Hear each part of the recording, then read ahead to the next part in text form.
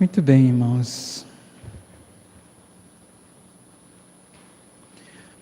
Ouvindo hoje, na sequência dos textos que nos são dados dentro da liturgia da igreja, que Jesus, ao sair da sinagoga, conduzido por dois discípulos seus, Tiago e João, companhia de outros dois discípulos, Simão Pedro e André, seu irmão, se dirigem à casa de Pedro e lá encontram a sua sogra, cometida por uma enfermidade, a quem Jesus estende a mão e ela se levanta.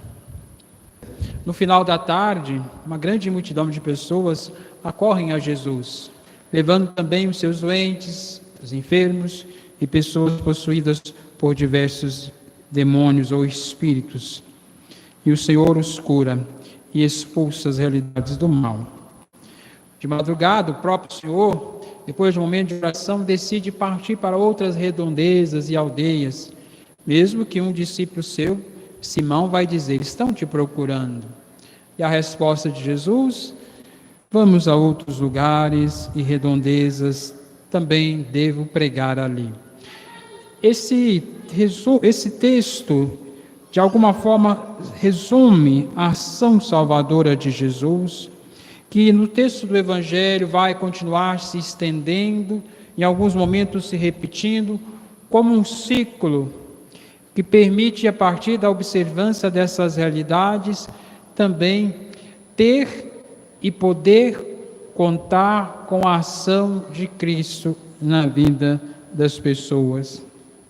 Uma delas, e talvez uma das mais especiais, é ouvir Jesus. Embora o texto talvez destaque sim a cura da sogra de Pedro, a cura de muitas pessoas, expulsar espíritos maus, mas o texto começa sinalizando que Jesus estava na sinagoga. Sinagoga, que é o lugar onde ele, em grande medida, havia falado e pregado, e muitos ficaram admirados com suas palavras, a ponto de até dizerem: nossa, um ensinamento novo, dado com autoridade. Nesses mesmos contextos onde o Senhor falava, ele também expulsou os espíritos e inclusive os mandou calar, enquanto eles anunciavam, diziam, proclamavam, sabemos quem tu és o Filho de Deus. No entanto, o Senhor os manda silenciar-se. E nesse contexto é que nós vamos observar a realidade de uma cura, depois de uma experiência como essa, que é como se fosse uma experiência progressiva. Primeiro é preciso ouvir Jesus. Aqueles que o escutam a sua pregação, descobrem logo que ele está envolvido de autoridade, a ponto dessa autoridade nele demonstrar, dizendo aos espíritos que se calem e saiam daqueles que têm posse. Por fim, aquele que tem autoridade e aquele a quem fala com palavras de sabedoria é também aquele que de alguma forma leva os discípulos a querer apresentar-lhe a situação daquela mulher que estava enferma, que ele vai curá-la. A partir desse progresso, ouvir Jesus, ouvir sua pregação, ouvir sua palavra, reconhecer sua autoridade, reconhecer de onde ele vem, reconhecer quem age nele, e a partir daí a graça de alcançar a cura. Os que estavam ali, aquela multidão também, alguns certamente devem ter ouvido a pregação de Jesus, e se não ouviram a pregação de Jesus, certamente algumas pessoas disseram: nossa, como ele fala com autoridade. Certamente levou os que estavam enfermos e possuídos pelos espíritos, porque nós vimos ele expulsar o espírito. Os discípulos, com uma enferma em casa, disseram certamente a Jesus: olha a situação que ela está. E Jesus aproximou, segurou sua mão e ajudou a levantar. Mas veja, ao final, quando Jesus se recusa a permanecer naquele lugar, naquele quase que plantão de curas e realizações extraordinárias, Jesus se recusa a permanecer naquele lugar, por quê? Porque ele mesmo vai dizer: devo pregar em outros lugares, pois foi para isso que eu vim. Mostrando que, de fato, o processo com Jesus é um processo que passa desde a experiência da escuta da palavra ao reconhecimento de sua autoridade, para alcançarmos também a graça e seus sinais. Os sinais por si só, que às vezes é inclusive uma expectativa que nós colocamos em torno de Jesus, em torno de Deus, às vezes a necessidade que nós nos colocamos em receber de Deus sinais como curas e outras realidades extraordinárias, elas não podem estar desligadas das experiências anteriores que na sequência do texto nós vimos chegar até nós. É preciso que muitas vezes quem deseja essa experiência própria do toque especial de Jesus, conhecê-lo e ouvi-lo. Interessante porque no Evangelho tem uma pequena frase que diz assim: e ele não deixava que os demônios falassem, pois sabiam quem ele era. É claro que os espíritos maus, é claro que aquele que age de forma demoníaca, é claro que aquele que é o opositor sabe, conhece Jesus. Mas Jesus manda que eles se calam, por quê? Porque para Jesus não interessa que os espíritos maus saibam. Para Jesus é importante que os que ouvem, os discípulos seus e os seus ouvintes saibam. E para isso a importância de lhes falar. E para isso a importância de pregar. Para isso a importância que Jesus dá a essa sua dimensão, que é de andar, pregar e anunciar nas sinagogas e a partir dali desenvolver também todos os sinais que comprovam a presença dele. Não apenas a presença de Jesus, mas também a presença dos sinais do reino de Deus, que são os meios pelos quais Deus vai estabelecendo não apenas a presença contínua do seu Filho, mas também a continuidade de seus sinais. Paulo vai, inclusive, na segunda leitura, dizer: ai de mim se eu não pregar o Evangelho. Pregar o Evangelho não é para mim motivo de glória, é antes uma necessidade para mim, uma imposição. Se eu exercesse minha função de pregador por iniciativa, teria direito a salário. Mas como a iniciativa não é minha, trata-se de um encargo que me foi confiado. Em que consiste, portanto, o meu salário? Em pregar o Evangelho, oferecendo-o de graça. Essa consciência de São Paulo, importantíssima para ele e para nós que o ouvimos, é também a consciência que devemos nós ter a partir da experiência com Jesus. Porque nós podemos julgar, sim, nós sabemos que Jesus tem autoridade, sim, nós sabemos que ele manda nos espíritos maus, sim, nós sabemos que Jesus é capaz de curar, sim. Diferente dos seus ouvintes que se admiram com essas realidades, nós sabemos, nós somos até capazes de afirmar aquilo que para Pedro e seus discípulos eles só fizeram depois de um tempo com Jesus, quer dizer, ele é verdadeiramente o Filho de Deus? Sim, é verdade. Mas por que ainda há necessidade de proclamar essas realidades, proclamar essas verdades e continuar as anunciando, como Paulo diz, que é por ele uma missão atribuída como a de um profeta?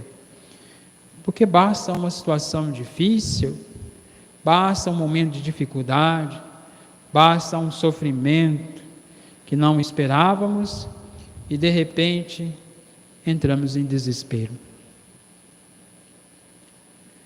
Sabemos quem é Jesus, reconhecemos sua autoridade, sabemos que ele pode curar, mas ao enfrentarmos uma enfermidade, ao enfrentarmos um sofrimento, ao depararmos com uma situação que muitas vezes nos causa dor, logo desespero.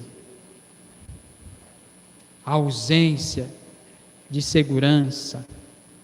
E demonstramos a necessidade e a importância de alguém que, como diz Paulo, continue a nos falar: livre que sou, não na obrigação de fazê-lo. Em relação a todos, me tornei um escravo de todos, a fim de ganhar o maior número possível. Com os fracos eu me fiz fraco para ganhar os fracos, com todos eu me fiz tudo para certamente salvar alguns.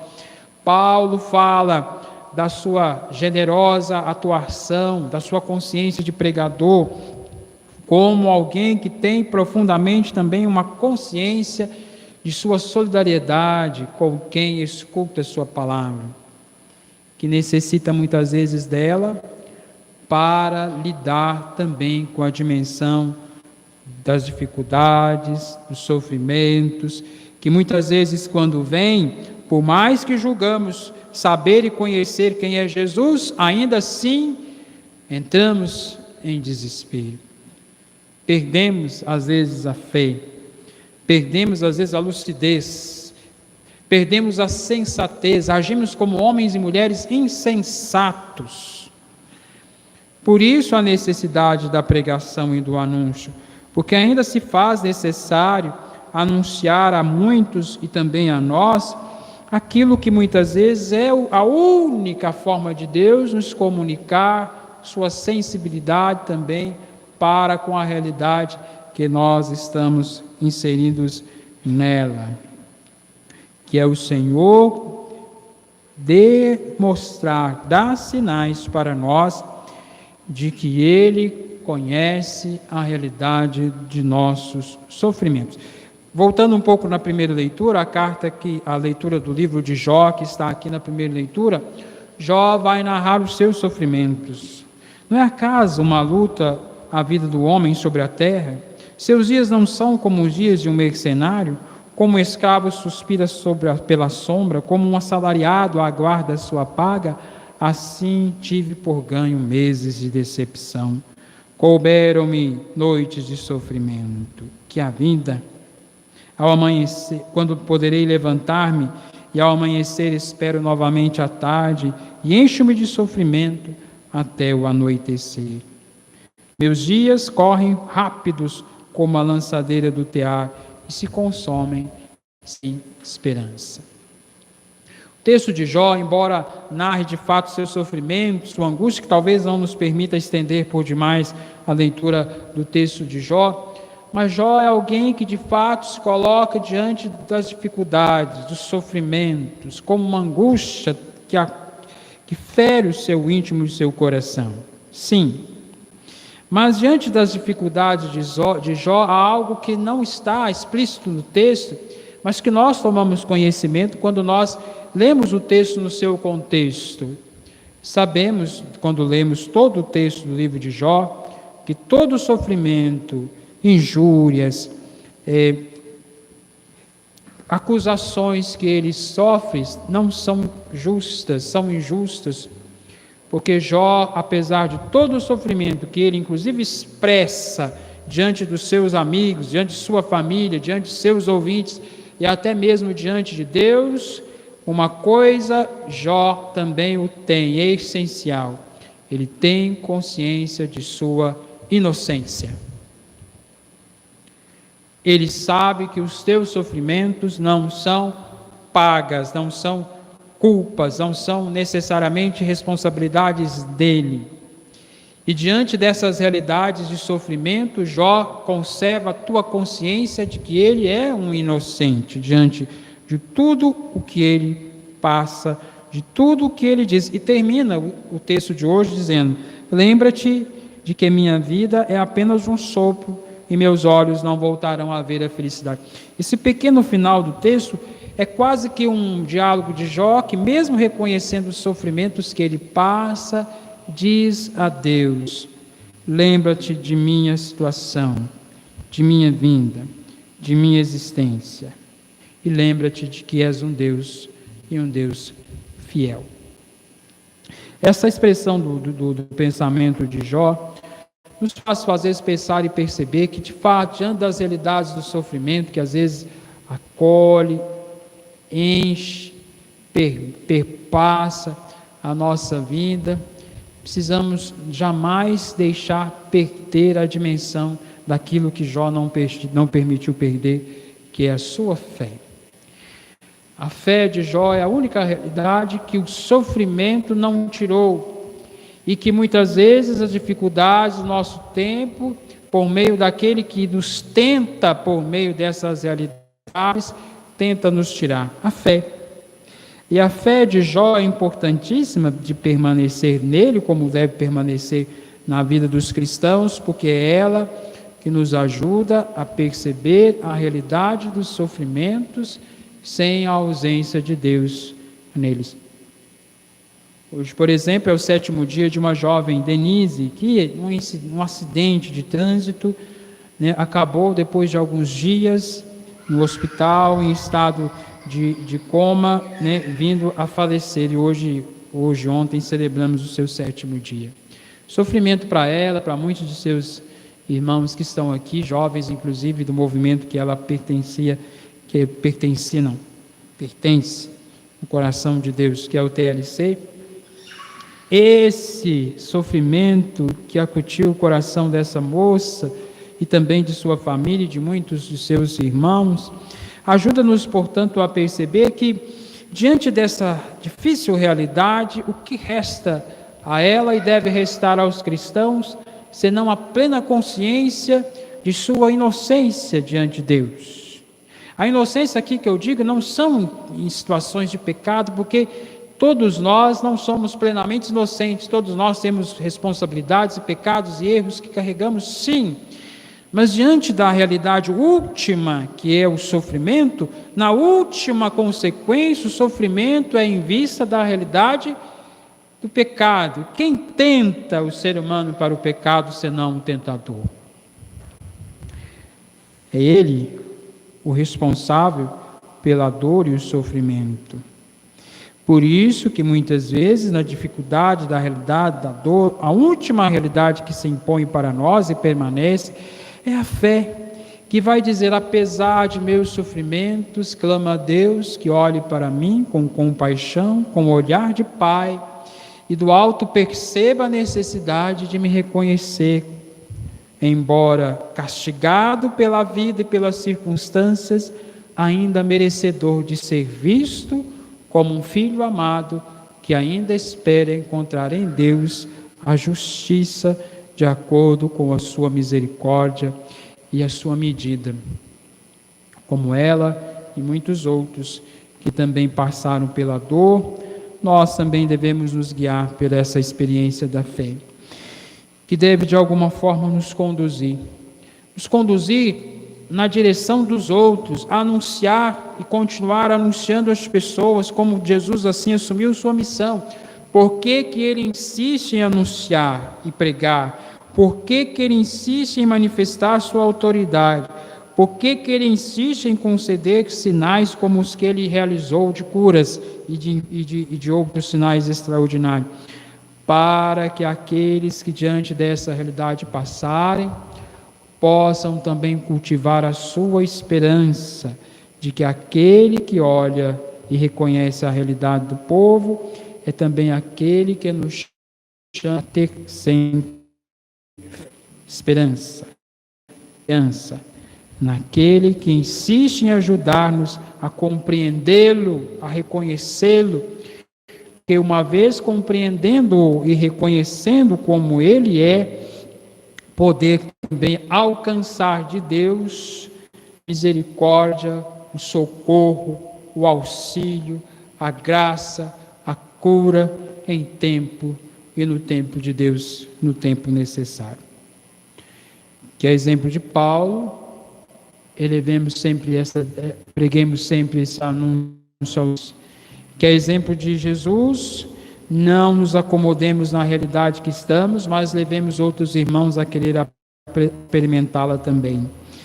Que a exemplo de Jó, permaneçamos firmes na fé e no compromisso de que o Senhor, que conhece as realidades duras e penas da nossa vida, é também aquele que sabe encontrar na medida certa a justiça que move o seu coração em tempos difíceis e também em meio à sua presença no meio de nós.